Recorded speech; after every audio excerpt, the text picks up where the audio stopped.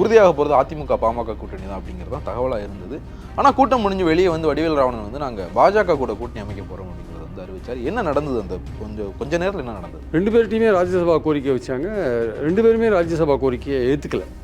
ஆனால் இவங்க வந்து 8 சீட்டுக்கு மேலே தரமாட்டேன்ட்டாங்க. அவங்க வந்து 10 சீட் வரையும் கொடுக்குறேன்னாங்க. அந்த ஆஃபர் ஓகேவாக இருந்தது. அவங்களும் ராஜ்யசபா கொடுக்க மாட்டேன்ட்டாங்க. பாஜகவோட அதிமுக பெட்டர் அப்படின்ற மாதிரி ஒரு ஃபீலிங் அவங்களுக்குள்ளே இருக்குது. அதுக்கு என்ன காரணம்னா,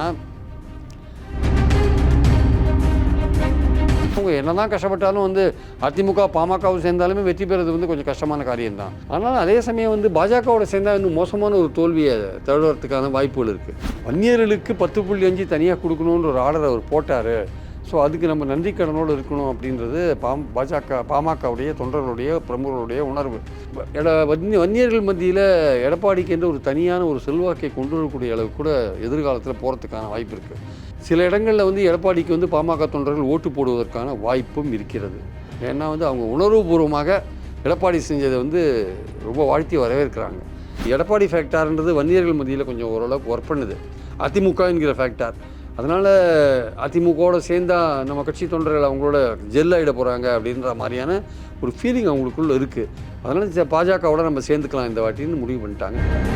பாஜக தான் வந்து பாமக தொண்டர்களை வந்து இது பண்ணுறாங்க அப்படின்றதான் வந்து கடந்த காலங்களில் பாமக எழுப்பின குற்றச்சாட்டாகவே இருக்குது. ஆனால் நீங்கள் சொல்கிற தியரி வந்து அதுக்கு அப்படியே ஆப்போசிட்டாக இருக்குது. பாமகவினர் வந்து அதிமுக நோக்கி நகர ஆரம்பிச்சிட்டாங்களா? 10.5 கொடுத்ததுனால ஒரு உணர்வுபூர்வமாக வந்து எடப்பாடி அவங்க ஆதரிக்கிறாங்க. பாமகவுக்கே வந்து ஒரு சொந்தமான செல்வாக்கில் வந்து அவங்க வெற்றி பெற வாய்ப்புகளை இழந்துட்டாங்க. ஆக்சுவலாக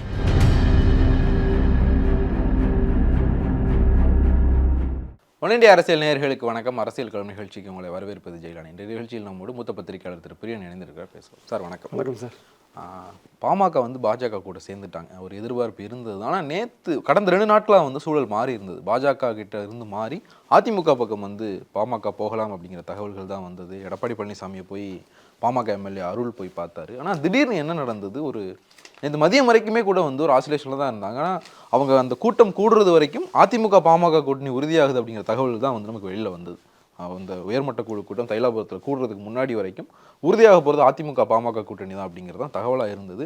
ஆனால் கூட்டம் முடிஞ்சு வெளியே வந்து வடிவேல் ராவணன் வந்து நாங்கள் பாஜக கூட கூட்டணி அமைக்க போகிறோம் அப்படிங்கிறத வந்து அறிவிச்சார். என்ன நடந்தது அந்த கொஞ்ச நேரத்தில் என்ன நடந்தது?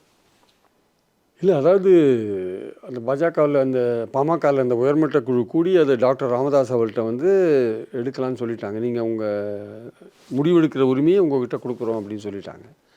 ஸோ இது சம்மந்தமாக வந்து தொடர்ந்து வந்து அதிமுகட்டையும் பேசிகிட்டு இருந்தாங்க, பாஜகட்டையும் பேசிகிட்டு இருந்தாங்க. 2 பேர்ட்டையுமே ராஜ்யசபா கோரிக்கை வச்சாங்க. 2 பேருமே ராஜ்யசபா கோரிக்கையை ஏற்றுக்கலை.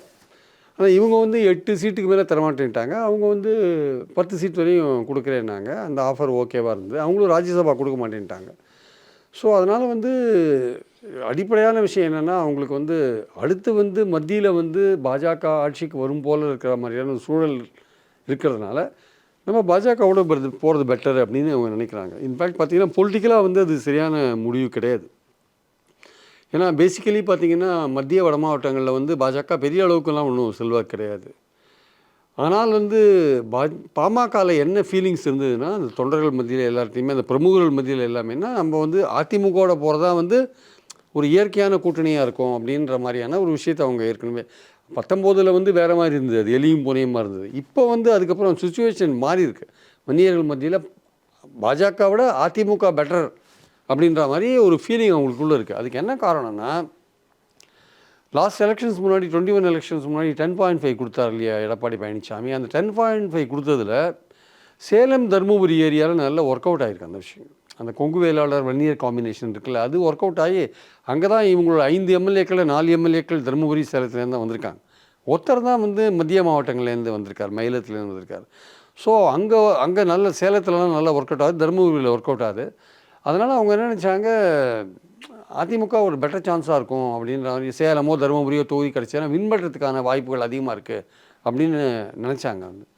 ஆனால் வந்து பாமகவுடைய தலைமை வந்து அவங்க வந்து எதிர்காலத்தை வந்து கணக்கில் வச்சுட்டு அவங்க நம்ம பாஜகவோட போகிறது பெட்டர் அப்படின்னு நேற்று வந்து பாஜக தலைமையிலேருந்து ஃபோன் வந்ததாக சொல்கிறாங்க. நேற்று மத்தியானம் வந்து ஃபோன் வந்தது அன்புமணி அவர்களுக்கு. அன்புமணி தொடர்ந்து அவங்களோட கான்டாக்டில் இருக்கார். ஜேபி நட்டாலாம் சொல்லியிருக்காங்க, இந்த நேரத்தில் எங்களை கைவிடாதீங்க, நீங்கள் வந்து தொடர்ந்து என்டிஏல தான் நீங்கள் இருக்கீங்க, ஏற்கனவே நீங்கள் சொல்லிட்டு இருக்கீங்க என்டிஏல தான் இருக்கேன்னு சொல்கிறீங்க, அசெம்பிளி எலெக்ஷனுக்கும் இதுக்கும் ஒன்றும் சம்மந்தம் இல்லை, இந்த எலெக்ஷன் நீங்கள் எங்களோட வாங்க, அசெம்பிளி எலெக்ஷன் நீங்கள் ஏற்கனவே நீங்கள் தனியாக போகிறதான்னு சொல்லியிருக்கீங்க, அப்போ நாங்கள் அவங்கள ப்ரெஸ் பண்ண மாட்டோம், உங்கள் இஷ்டம் தான் வாங்க அப்படின்னு. இந்த எலெக்ஷன் நீங்கள் எங்களோட வந்தால் எங்களுக்கு நல்லாயிருக்கும் அப்படின்னு அவங்க ஃபீல் பண்ணி ஜேபி நட்டா தரப்புலேருந்து செய்தி அவருக்கு வந்ததாக சொல்கிறாங்க. அதே மாதிரி அமித்ஷாட்டேருந்து மெசேஜ் வந்ததாக சொல்கிறாங்க. ஸோ இந்த மெசேஜ் எல்லாம் பார்த்துட்டு தான் வந்து முடிவை வந்து மாற்றிட்டாங்க அப்படின்ற மாதிரி அதிமுகவோட போகிற முடிவை மாற்றிட்டாங்க. இப்போ வந்து அது வந்து அதிமுக பாமக தொண்டர்களுக்கே பெரிய அதிர்ச்சி, அதிமுகவுக்கு இன்னும் பெரிய அதிர்ச்சி. ஏன்னா கிட்டத்தட்ட ஆல்மோஸ்ட் பேசி ஈசி ஒரு மாதிரி செட்டில் ஆகி அக்ரிமெண்ட் சைன் பண்ணுற சூழலில் இங்கேருந்து கேபி முனுசாமி, வேலுமணி, தங்கமணிலாம் அக்ரிமெண்ட்டோட கிளம்புற சூழலில் அவங்களுக்கு வந்து இந்த மாதிரி செய்தி வந்தோடனே நீங்கள் வர வேண்டாம் கொஞ்சம் நில்லுங்கன்னு சொன்னோடனே அவங்களுக்கு பெரிய அடி மேல் அடி ஆகிடுச்சு அவங்களுக்கு. இன்னொரு முக்கியமான விஷயம் என்னென்னா வந்து லாஸ்ட் 21க்கு முன்னாடி 10.5 எடப்பாடி கொடுத்தார் இல்லையா, அந்த எடப்பாடி கொடுத்த பிறகு அது மத்திய மாவட்டங்களில் வட மாவட்டங்களில் ஒர்க் பண்ணலை. 92 தொகுதிகள் சட்டமன்ற தொகுதிகள் 18 மாவட்டங்களில் இருக்குது. அதில் வந்து 9 இடங்களில் தான் அதிமுக பாமக கூட்டணி வின் பண்ணிட்டு, பாமக ஒரு இடத்துலையும் அதிமுக 8 இடத்துலையும் வின் பண்ணாங்க. அந்த 10.5 கொடுத்தது வந்து இந்த மாவட்டங்களில் வந்து மற்ற கம்யூனிட்டியை வந்து கன்சாலிடேட் பண்ணிடுச்சு. வன்னியர் அல்லாதோரையும் தலித்து சிறுபான்மையோரை கன்சாலிடேட் பண்ணிடுச்சு. அதனால் திமுக பிரம்மாண்டமான வெற்றியை இங்கே பெற்றதை நம்ம பார்த்தோம் நம்ம. ஆனால் அதே சமயம் சேலத்துலேயும் தருமபுரியிலையும் வந்து அது ஒர்க் அவுட் ஆகி அங்கே நிறைய இடங்கள் அதிமுகவே 9 இடங்களை இன்னும் வின் பண்ணாங்க சேலத்தில். அதனால் வந்து அந்த மாதிரி பார்க்கும்பொழுது அதிமுக தரப்பில் என்ன நினச்சாங்க, வன்னியர்கள் மத்தியில் என்ன மாதிரியான ஒரு பார்வை இருந்ததுன்னா, அரசியல் ரீதியாக எடப்பாடி அந்த முடிவு எடுத்தால் கூட 10.5 முடிவு எடுத்தால் கூட அவருக்கு வந்து சில பாதகங்கள் தெற்கு பகுதியில் ஏற்பட்டு அதனால் வந்து பிரச்சனைகள் வரும், அரசியல் ரீதியாக ஒரு பின்னடைவை சந்திப்பார், அவர் வந்து ஒரு அரசியல் நோக்கத்தோடு பாமக பகுதிகளில் நம்ம வெற்றி பெறுவோம் நோக்கத்தோடு எடுத்தால் கூட இந்த மாதிரியான ஒரு இடஒதுக்கீடு கொடுத்தது வந்து வன்னியர்கள் மத்தியில் எடப்பாடிக்கு ஒரு ஒரு பாசம், ஒரு அட்டாச்மெண்ட் வந்தது ஆக்சுவலாக. ஸோ அது வந்து தொடர்ந்து 21 தேர்தலில் சேலம் தருமபுரி பகுதிகளில் பிரதிபலித்தது, வெற்றி பெற்றாங்க. அதனால் இப்போதைய சூழலில் வந்து நம்ம வந்து ஏடிஎம்கேயோட தான் போகணும், அவர் வந்து ஒரு அரசியல் ரீதியாக செஞ்சாரோ இல்லையோ வன்னியர்களுக்கு 10.5 தனியாக கொடுக்கணுன்ற ஒரு ஆர்டர் அவர் போட்டார். ஸோ அதுக்கு நம்ம நன்றி கடனோடு இருக்கணும் அப்படின்றது பாமகவுடைய தொண்டர்களுடைய பிரமுகர்களுடைய உணர்வு. அதாவது வன்னியர்களுடைய அந்த கேரக்டர் எப்படின்னு பார்த்தீங்கன்னா ரொம்ப உணர்வுபூர்வமானவர்கள் அவங்க.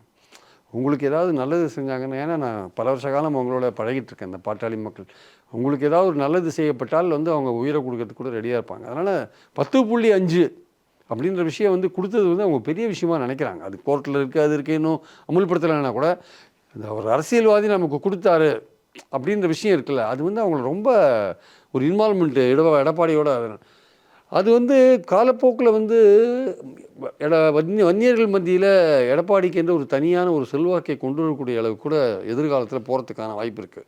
இப்போ சப்போஸ் இந்த தேர்தலில் பாமக அதிமுக கூட்டணி அமைத்தால் அது இன்னும் வந்து பாமக தொண்டர்களுக்கும் அதிமுக தொண்டர்களுக்குமான ஜெல் வந்து அதிகமாகி அது எதிர்காலத்தில் வந்து அது ஒரு கணிசமான பகுதி எடப்பாடியை நோக்கி செல்வதற்கான வாய்ப்பும் இருக்கிறது அப்படின்னு பாமகவில் ஒரு தரப்பினர் கருதுகிறார்கள். ஸோ அதனால் வந்து இந்த தேர்தல் நம்ம எதிர்காலத்தை கட்சியை கணக்கில் கொண்டு நம்ம பாஜகவோட போகிறது பெட்டர் அப்படின்ற மாதிரியான ஒரு பேச்சு அங்கே இருக்குது. அதாவது கட்சியில் இருக்கிற வன்னியர்கள், அதான் மாங்கனி ஒரு இடத்துல நின்று ஒரு எலெக்ஷனில் அதுக்குன்னு வந்து ஒட்டுமொத்தமாக போயிட மாட்டாங்க, ஒரு கணிசமான பேர் போவாங்க அப்படின்ற மாதிரி. அப்போது ஆனால் பாமக சின்னத்தோட ஒரு பாமக வேட்பாளர்னா இன்னும் கைவிடக்கூடிய நிலையில் அவங்க இல்லை. இருந்தாலுமே அவங்களுடைய ப்ரிஃபரன்ஸ் வந்து அதிமுகவாக இருந்தது. எடப்பாடி 10.5 கொடுத்தாருன்றதை வந்து நன்றியோடு அவங்க பார்க்குறாங்க. இந்த அடிப்படையில் தான் இப்போ இருக்குது. ஆனால் அதுக்குன்னு எடப்பாடிக்கு ஓட்டு போடுவாங்களான்னா சில இடங்களில் வந்து எடப்பாடிக்கு வந்து பாமக தொண்டர்கள் ஓட்டு போடுவதற்கான வாய்ப்பும் இருக்கிறது. ஏன்னா வந்து அவங்க உணர்வுபூர்வமாக எடப்பாடி செஞ்சதை வந்து ரொம்ப வாழ்த்தி வரவேற்கிறாங்க. ஸோ அதனால் இப்போ வந்து தொண்டர்களோட உணர்வை மீறி இந்த முடிவை வந்து டாக்டர்கள் எடுத்திருக்காங்க, டாக்டர் ராமதாஸ் அவர்கள். அது அவர்களுக்கு வந்து பெரிய அளவுக்கு அரசியல் ரீதியாக எந்த ஒரு பயனையும் அது அவங்களுக்கு கொடுக்கறதுக்கான வாய்ப்பே கிடையாது. ஏன்னா 2009க்கு அப்புறமே பார்த்திங்கன்னா அவங்க பார்லிமெண்ட் தேர்தலில் பெரிய அளவுக்குலாம் எந்த வெற்றியும் பெறலை. எக்ஸப்ட் 2014 வந்து தருமபுரியில் அன்புமணி வெற்றி பெற்றதை தவிர வேறு ஒன்றும் பெரிய அளவுக்கு அவங்க பார்லிமெண்ட் தேர்தலில் வெற்றி பெறலை. அவங்களுடைய பார்லிமெண்ட் தேர்தல் வெற்றி இருந்தது 98, 99 முடிஞ்சு போச்சு. 2004 முடிஞ்சது. 2004 அவங்க 2004 வந்தாங்க, அதோட முடிஞ்சு போச்சு. 2009 ஏடிஎம்கேட போனாங்க, ஒரு சீட் அதில் தோற்று போனாங்க அதில் வந்து.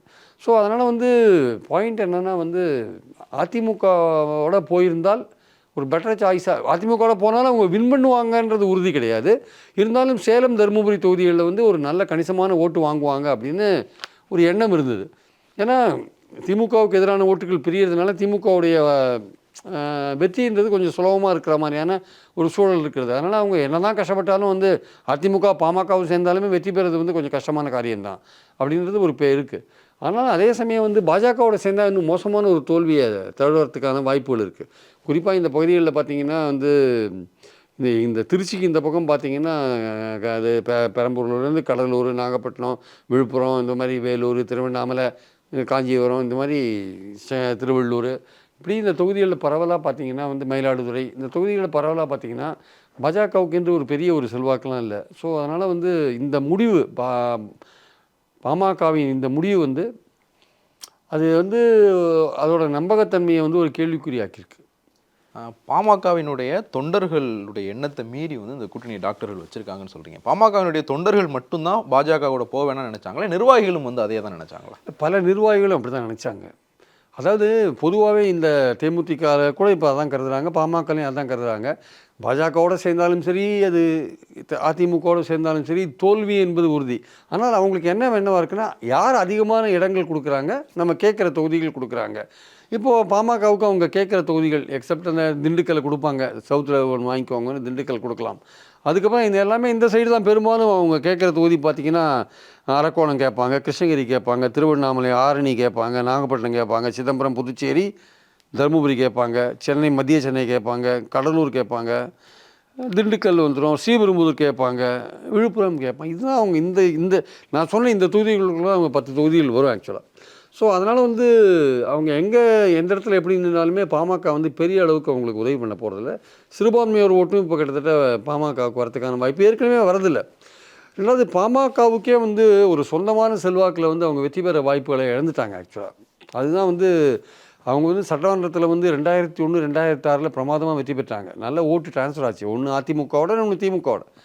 அதுக்கப்புறம் பார்த்திங்கன்னா 2011 31 இடத்துல போட்டு திமுக கூட்டணியில் 3 இடங்களில் தான் வெற்றி பெற்றாங்க. ஸோ அதனால் அவங்களுக்கு வந்து அந்த ஓட் ட்ரான்ஸ்ஃபர் அப்போதுலேருந்தே குறைஞ்சி போச்சு. அந்த 2019 சுத்தமாக கிடையாது, 21 படு சுத்தமாக வந்து ஓட் ட்ரான்ஸ்ஃபரே இல்லாத போச்சு. அதாவது ஒரு தொகுதியில் வந்து ஒரு 30% வன்னியர்கள் இருக்காங்கன்னா கூட 70% மற்ற கேஸ்ட் இருக்காங்க, சிறுபான்மையோர் இருக்காங்க, தலித் இருக்காங்க, இப்படி இருக்காங்க. ஸோ அவங்க 30%ல் எல்லாருமே பாமக வன்னியர்கள்னு சொல்ல முடியாது. அதில் ஒரு 10% வேறு கட்சி வன்னியர்களும் இருப்பாங்க. அவங்க யாரும் அவங்க ஓட்டையே கரெக்டாக ட்ரான்ஸ்ஃபர் பண்ணுறதில்ல பாமகவுக்கு சிறுபான்மையோர் ஓட்டும் வரதில்லை, யார் ஓட்டும் வரதில்லை, தலித் ஓட்டும் வரதில்லை. அதனால் அவங்க வன்னியர் தவிர மற்ற கம்யூனிட்டி ஓட்டும் வரதில்லை. அதனால தான் அவங்களோட கோர் ஏரியாலேயே அவங்க தோக்குறாங்க. 2021 அவங்க தோற்ற ஏரியாக்கள்லாம் பார்த்திங்கன்னா சட்டமன்றத்தில் 2ஆவதாக வந்திருக்கலாம். பட் ஆனால் வெற்றிக்கான வாய்ப்புகள் ரொம்ப குறையுது. உதாரணமாக பார்த்திங்கன்னா இப்போ பாருங்கள், அந்த இடத்துலையே பார்த்திங்கன்னா திருப்பத்தூர், காஞ்சிபுரம், திருப்போரூர், காஞ்சிபுரம், கும்மிடிப்பூண்டி, பூந்தமல்லி, சோளிங்கர், ஆற்காடு, திருப்பத்தூர், மயிலாடுதுறை, நெய்வேலி, கீழ்பெண்ணாத்தூர், வந்தவாசி, செஞ்சி, சங்கராபுரம், விருதாச்சலம், ஜெயங்கொண்டான், கீழ்வேலூர் எல்லாமே கோர் வன்னியர் ஏரியா. எல்லாமே தோற்றுருக்காங்க 2021. ஸோ இட் ஷோஸ் தட் அந்த ஓட் ட்ரான்ஸ்ஃபர் அவங்களுக்கு சரியாக போகல அப்படின்னு. இது பார்லிமெண்ட் தேர்தலையும் இது அப்ளை ஆகும். அதான் 2019 நடந்தது. அதனால் இவங்க இந்த சேர்ந்தது வந்து வெற்றியை நோக்கமாக கொண்டு சேர்ந்தார்களான்னா இல்லை. ஸோ வேறு ஏதோ ரீசன்ஸ்னால் பாஜக மீண்டும் பதவிக்கு வரும், ஸோ அதோடு நம்ம வந்து ஒரு அளவுக்கு தோழமையோடு இருக்கணுன்ற அந்த கண்ணோட்டத்தோடு தான் சேர்ந்துருக்காங்க. நான் ஏற்கனவே சொன்ன மாதிரி எடப்பாடி ஃபேக்டார்ன்றது வன்னியர்கள் மத்தியில் கொஞ்சம் ஓரளவுக்கு ஒர்க் பண்ணுது, அதிமுக என்கிற ஃபேக்டார். அதனால் அதிமுகவோடு சேர்ந்தால் நம்ம கட்சி தொண்டர்கள் அவங்களோட ஜெல்லாகிட போகிறாங்க அப்படின்ற மாதிரியான ஒரு ஃபீலிங் அவங்களுக்குள்ளே இருக்குது. அதனால் பாஜகவோட நம்ம சேர்ந்துக்கலாம் இந்த வாட்டின்னு முடிவு பண்ணிட்டாங்கன்னு நினைக்கிறேன். இப்போ வந்து பாஜக தான் வந்து பாமக தொண்டர்களை வந்து இது பண்ணுறாங்க அப்படின்றதான் வந்து கடந்த காலங்களில் பாமக எழுப்பின குற்றச்சாட்டாகவே இருந்தது. ஆனால் நீங்கள் சொல்கிற தியரி வந்து அதுக்கு அப்படியே ஆப்போசிட்டாக இருக்குது. பாமகவினர் வந்து அதிமுக நோக்கி நகர ஆரம்பிச்சிட்டாங்களா? நிச்சயமாக. அதை பற்றி இன்றைக்கி கூட ஒரு ஆங்கில பத்திரிகையில் எழுதியிருக்காங்க பாருங்கள். அதாவது வந்து அது உண்மையும் கூட. அதாவது பல பாமக தொண்டர்கள் அதிமுகவுக்கு கூட ஓட்டு போடுறதுக்கான வாய்ப்புகள் இருக்குது. பாஜகவோட கூட்டணி அவங்க விரும்பலை அப்படின்ற, ஏன்னா அந்த 10.5 கொடுத்ததுனால ஒரு உணர்வுபூர்வமாக வந்து எடப்பாடி அவங்க ஆதரிக்கிறாங்க. அது எஃபெக்டில் இருக்கோ இல்லையோ, பட் நான் வந்து அது கொடுத்தார் அப்படின்றதே ஒரு பெரிய விஷயமா இல்லை. அவருடைய அரசியல் ரீதியாக அவருக்கு பல பின்னடைவுகள் வந்தால் கூட, அதையும் மீறி வந்து ஒரு அரசியல் காரணமாக இருந்தால் கூட கொடுக்கறதுக்கான ஒரு மனசு அவருக்கு இருந்தது, கொடுத்தாருன்றதுனால. சேலத்திலையும் தருமபுரியிலையும் அந்த கூட்டணி ஒர்க் அவுட் ஆனதுனால நம்ம அவரோட சேர்றது இயற்கையான ஒரு கூட்டணியாக இருக்கும்னு நினைக்கிறாங்க. ஆக்சுவலாக அதுதான் உண்மையான அடிப்படையான விஷயம். அதே மாதிரி வந்து நீங்கள் தொண்டர்களும் நிர்வாகிகளும் அதிமுக கூட போக தான் விரும்புனாங்க, அதாவது பாஜக கூட்டணி விரும்பலை அப்படிங்கிறது வந்து சொன்னீங்க. இந்த கூட்டணி உறுதியாகிறதுக்கு முந்தின நாள் திங்கட்கிழமை நேற்று ஈவினிங் வந்து அவங்க அதை கன்ஃபார்ம் பண்ணுறாங்க. ஞாயிற்றுக்கிழமை வந்து எடப்பாடி பழனிசாமி போய் பாமக எம்எல்ஏ அருள் பார்க்குறாரு. அவர் பார்த்ததினுடைய காரணம் என்ன? இந்த பாமக எம்எல்ஏ அருள் பற்றி ஒரு செய்தி உண்டு. 6 மாதத்துக்கு முன்னாடி அவர் எடப்பாடி காலில் சேலத்தில் ஒரு மீட்டிங்கில் விழுந்தார். இது டாக்டர் ராமதாஸுக்கு வந்து ரொம்ப கோபத்தை உண்டாக்கிது. தன்மானம் இல்லாத நீங்கள் இது மாதிரி ஏன் விழுந்தீங்கன்ற மாதிரி ஏதோ ஒரு கூட்டத்தில், உட்கட்சி கூட்டத்தில் கேட்டார். அவங்களாம் இந்த சேலத்தில் இருக்கிற பாமகவினரெலாம் எப்படி எடப்பாடியோட அந்த அளவுக்கு மரியாதை கொடுத்து க்ளோஸ் ஆகிட்டு இருக்காங்கன்ற விஷயத்த சொன்னேன். அதனால் இது வந்து டாக்டர்லாம் இந்த விஷயங்கள் டாக்டர் ராமதாஸ் அவர்களும் அன்புமணி அவர்களும் வாட்ச் பண்ணிகிட்ருக்காங்க. பாமக தொண்டர்கள்கிட்ட எடப்பாடிக்கு ஒரு இன்ஃப்ளூயன்ஸ் வருதுன்றது. அது வெற்றி பெற அளவுக்கு வந்திருக்கா, ஒட்டுமொத்தமாக மாறிட்டாங்களான்னா அதெல்லாம் கிடையாது. பாமக நின்னா மங்கரி சின்னத்துக்கு ஓட்டு போடுவாங்க. டாக்டர் ராமதாஸ் மேலெல்லாம் மரியாதை இருக்குது, எல்லாம் கிடையாது. ஆனால் அதிமுகவோடு நாம் கூட்டணி சேர்ந்திருக்க வேண்டும் என்று நினைக்கிற பாமகவினர் நிச்சயமாக 75%க்கு மேலே இருப்பாங்கன்னு என்னோடய கணக்கு. 75-80% வரையுமே பாமக தொண்டர்கள் அதிமுகவோட தான் போகணுன்னு நினைக்கிறாங்க. அதனால் இந்த மாதிரியாக இருக்கும் பொழுது வந்து இவர்களுக்கான அந்த வெற்றி வாய்ப்பு, இவர்கள் என்ன தொகுதியை வந்து கேட்டு நின்னாலுமே இவர்களுக்கான வெற்றி வாய்ப்பு என்பது ரொம்ப ரொம்ப குறைவாக இருக்குது என்பதை நான் பார்க்கிறேன். அதனால் இந்த கூட்டணி வந்து பாஜகவுக்கு ஏதாவது ஆதாயத்தை வேணால் கொடுக்கலாம். அவர்கள் ஓட் பேங்க் இன்க்ரீஸ் பண்ணுறதுக்கான, பாமகவுடைய ஓட்டு விழுந்து வச்சுக்கோங்க, இந்த தொகுதிகள் எங்கேயாவது அவங்க நின்னாங்கன்னா, விழுப்புரம் எங்கேயோ ஒரு இடத்துல நிற்கிறாங்க, இந்த ஒரு 4-5 தொகுதிகளில் நிற்கிறாங்க வச்சுக்கோங்க, பாஜகவோட ஓட் பேங்க் அதிகமாக பரவலாக தமிழ்நாடு முழுக்க அவங்க ஓட் பேங்க் வாங்குறதுக்கிட்ட ஓட் பேங்கை இன்க்ரீஸ் பண்ணுறதுக்கான முயற்சிகளில் பாஜகவுக்கு வேண்டுமானால் இது உதவலாமே தவிர பாமகவுக்கு இது எந்த விதத்துலையும் ஒரு வெற்றிக்கான ஒரு வாய்ப்பாக இருக்காது. வேறு ஏதாவது ஒரு அன்புமணிக்கு ஏதாவது அமைச்சர் பதவி போன்ற விஷயங்களோ, வேறு ஏதாவது இதுக்கு ஹிடனாக வந்து ஏதாவது இருக்கான்னு நமக்கு தெரியல. பட் வெளிப்படையாக 10 தொகுதிகள் கொடுப்பது என்பது நிச்சயமாக பாமகவுக்கு இதுவரையும் அவங்க வந்து எந்த கூட்டணியிலும் 10 பார்லிமெண்ட் தொகுதி வாங்கினது கிடையாது. அதனால் இது வந்து அவங்களுக்கு ஒரு அட்வான்டேஜாக தான் பார்க்குறாங்க.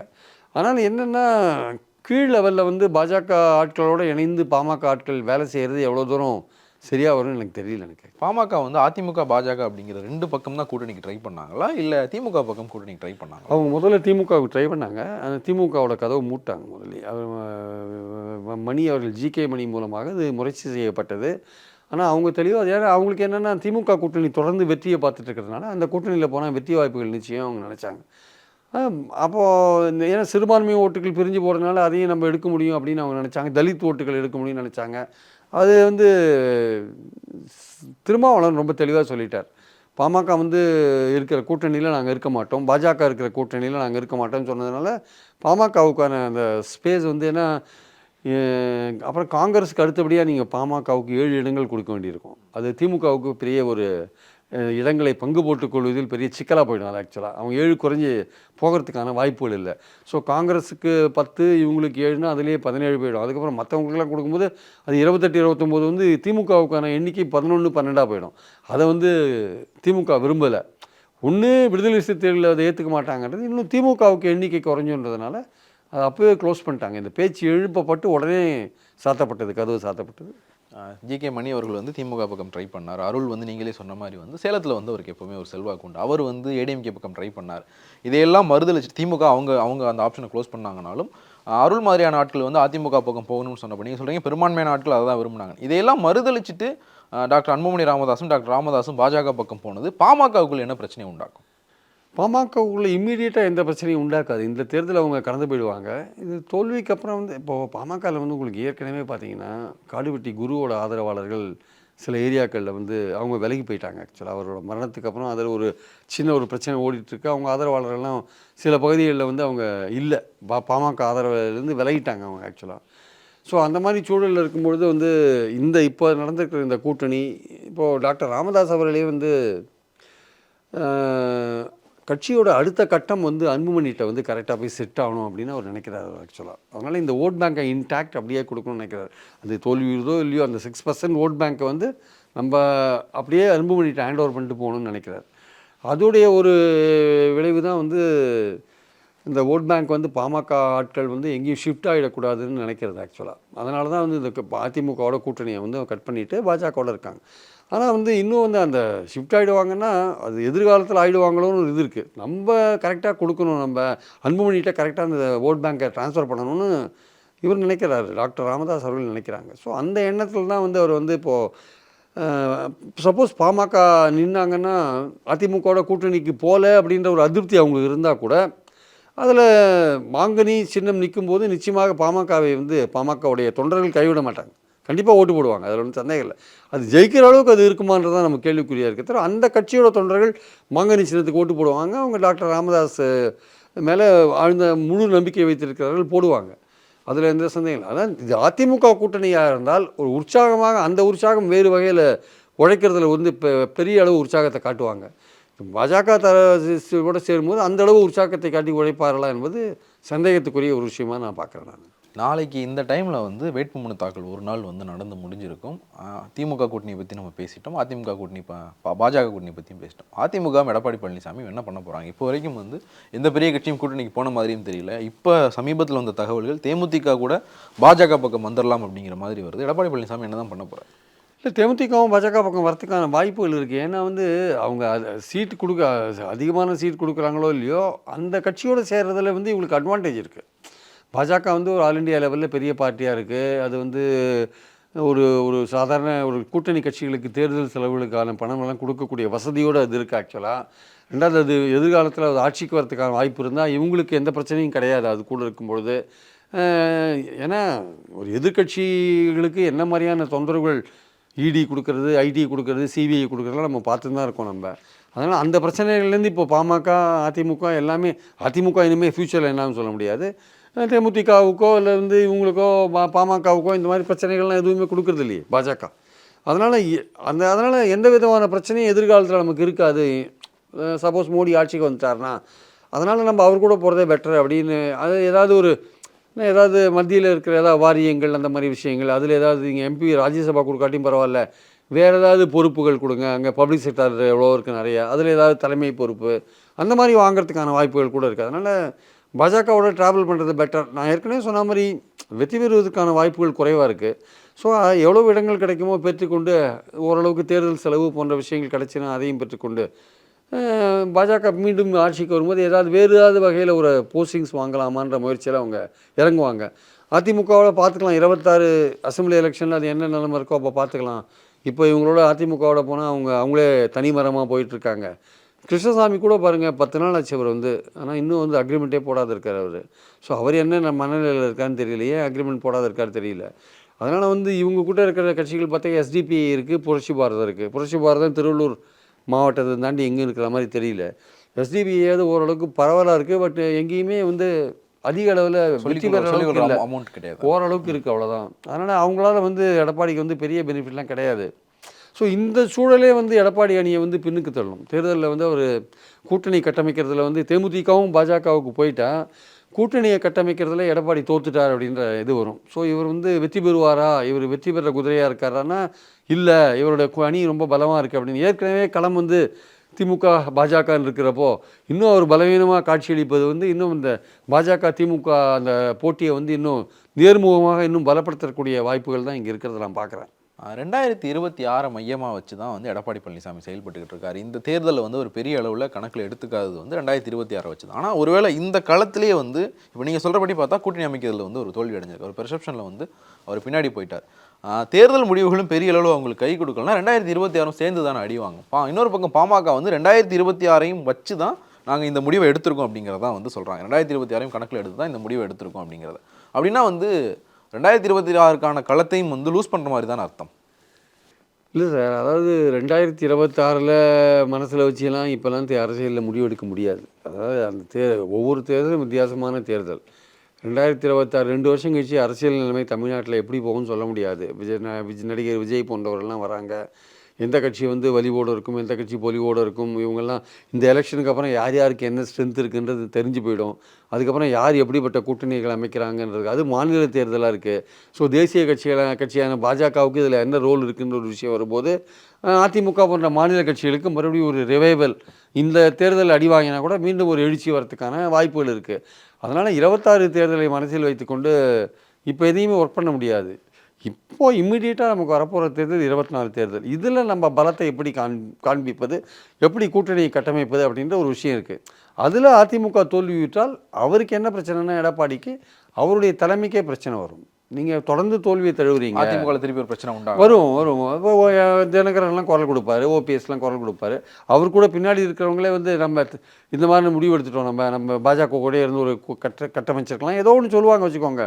அப்போ அதிமுக தொண்டர்களே என்ன சொல்லுவாங்க, ஏன் நீங்கள் இது மாதிரி தனியாக போய் இது மாதிரி அது பண்ணிட்டீங்க, கட்சி இனிமேல் 26 நோக்கி போகும்போது ரொம்ப பலவீனமாக போகுது அப்படின்ற ஒரு எண்ணம் வரும்போது அவருடைய தலைமைக்கே ஒரு கேள்விக்குறி வரும். அதனால் இப்போ வந்து ஒரு முடிவு எடுத்துட்டாரு. பட் இனிமேல் பொறுத்திருந்து தான் பார்க்கணும் எவ்வளோ தூரம் ஒரு பலவீனம் அந்த எவ்வளோ பலவீனத்தை குறைக்கிற அளவுக்கு அவர் செயல்படுறாருன்னு பார்க்கணும். எலெக்ஷனுக்கு அப்புறம் அவர் வந்து ஓரளவுக்கு ஒரு அவரை எதிர்த்து குரல் கொடுக்குறவங்கள சமாளிக்கிற அளவுக்கு வந்து அவர் தேர்தலில் வெற்றி பெறாருன்றதை பொறுத்து இருந்தால் பார்க்கணும்.